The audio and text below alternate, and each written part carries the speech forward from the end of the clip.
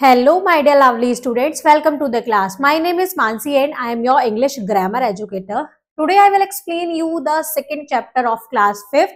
This chapter name is parts of a sentence. How many parts of a sentence? There are two parts of a sentence. We will learn about these two parts of a sentence in this chapter. Before starting the chapter, we have this warm up activity. What do the following sentence convey? ये sentence क्या बताते हैं? Shut the door, shut the door. Asking for information, क्या ये कोई information के लिए पूछ रहे हैं? Stating a fact, एक fact बता रहे हैं.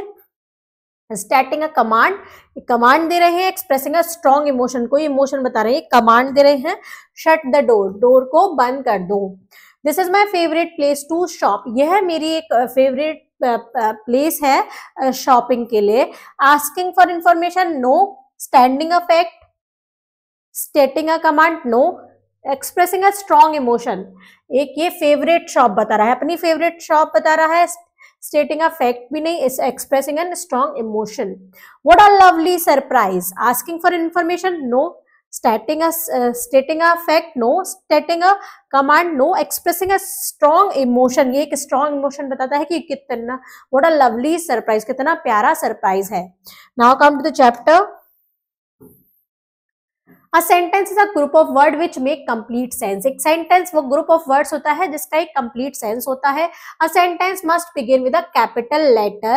एक sentence एक capital letter से start होता है. The words in a sentence must be placed in a proper order to make complete sense. जो complete sense, जो words होते हैं sentence के वो properly order में होने चाहिए, क्योंकि उससे क्या होता है, उसका complete sense निकल के आए. A sentence usually end with a full stop, question mark or an exclamation mark which depend on the meaning of the sentence. एक sentence usually end होता है full stop से, question mark से, exclamation mark से. वो depend करता है कि उस sentence का क्या meaning है. Example, my room is really messy. तो ये एक normal sentence है, तो full stop. There is a lot of traffic, full stop. Priya works in Gujarat. You play cricket very well. I have reached Delhi safely. A sentence has two main parts.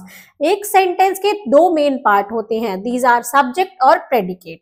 The subject of a sentence is the person, place, animal or thing that the sentence talk about. एक subject वो होता है, एक subject क्या होता है sentence का, कि जो normally talk करता है person, place, animal, thing के बारे में, जिसके बारे में हम बात कर रहे हैं. The predicate is the part of the sentence that tell us something about the subject. Predicate वो part होता है sentence का जो हमें subject के बारे में कुछ बताता है. It usually begins with a verb. ये usually verb के से start होता है. Example, India is a great country. The women were lazy. He died for his country. All the circle word are the subject. जितने भी circle word हैं वो subject हैं. And underline words are predicates. जो underline words हैं वो predicate हैं. Now come to the chapter. Read the following sentence and put their parts in the correct column. ये हमारे कुछ सेंटेंस है, इनको हमें करेक्ट कॉलम में लिखना है. सब्जेक्ट और प्रेडिकेट फाइंड आउट करना है. The dynamite exploded. तो द डायनामाइट सब्जेक्ट है. Dynamite exploded. The crew was very sincere. The crew was very sincere.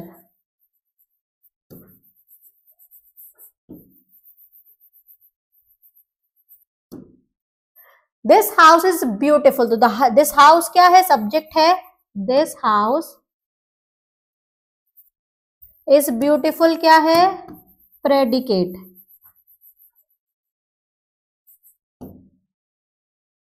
Some boys were flying kites. Some boys, एक हमारा मिस हो गया, थर्ड नंबर पर आएगा. Mohan and Rishi were late as usual. तो मोहन और एंड ऋषि क्या है, सब्जेक्ट.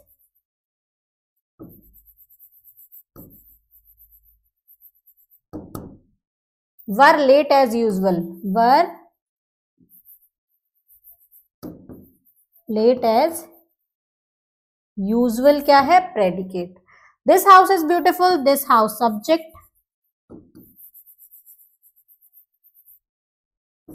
is beautiful.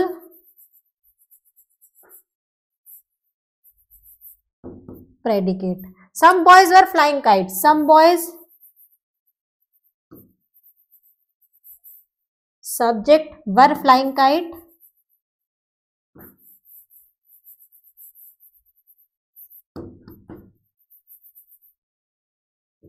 Predicate. तो इस टाइप से सब्जेक्ट और प्रेडिकेट को हमने क्या किया? सेपरेट किया.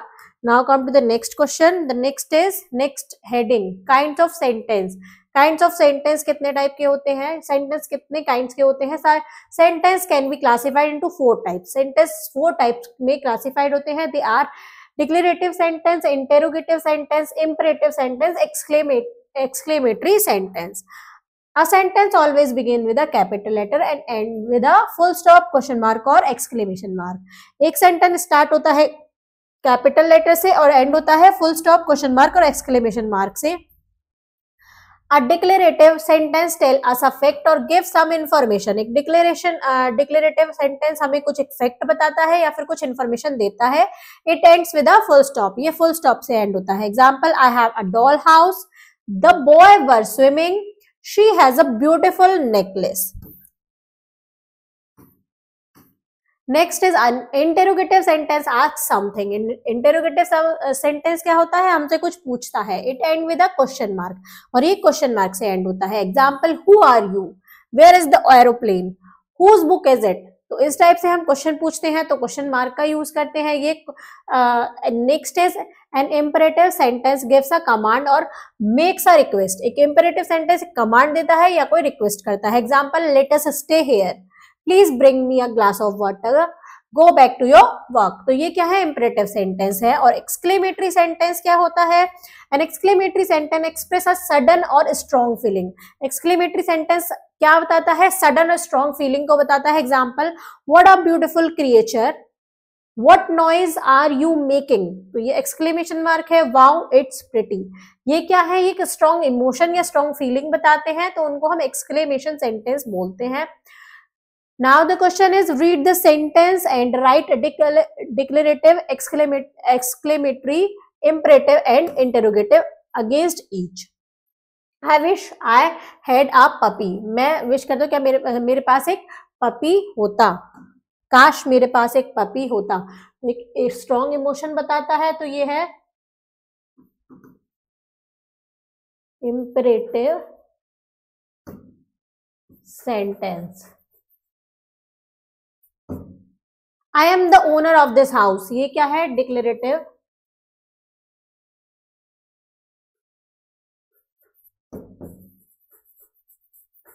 सेंटेंस.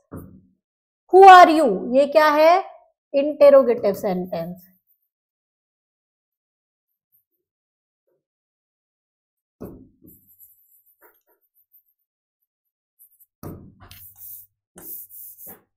नेक्स्ट है क्लीन योर डॉल हाउस. ये क्या है? एक ऑर्डर दे रहा है तो क्या है? Imperative.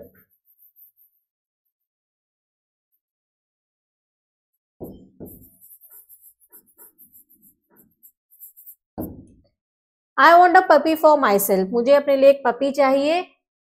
Imperative sentence.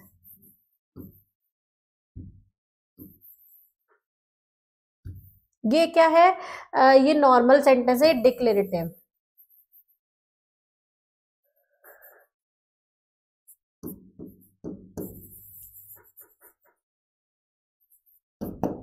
Next is speaking skills.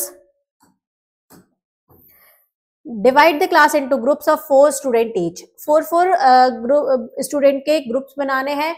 Give the first group a situation. एक ग्रुप को सिचुएशन देनी है. For example, they are going to attend a friend's birthday.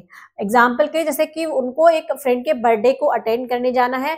Their mother gives them 4 instruction. उनकी मम्मी उनको 4 instructions देंगी. Each student have to provide 1 instruction.